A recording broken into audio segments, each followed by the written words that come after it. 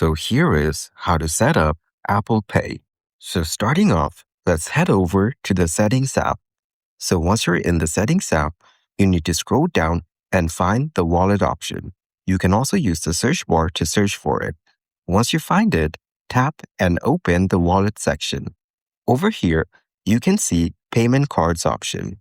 If you tap on Add Card, you will get to see this section that says to add cards, you will need to use the Add to Wallet button in apps, emails, and websites.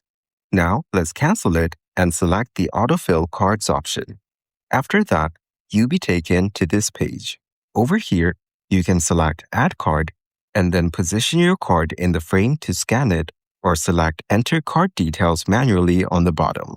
After that, you can input your information over here and then select Done on the bottom. And that's it. That is exactly how to set up Apple Pay.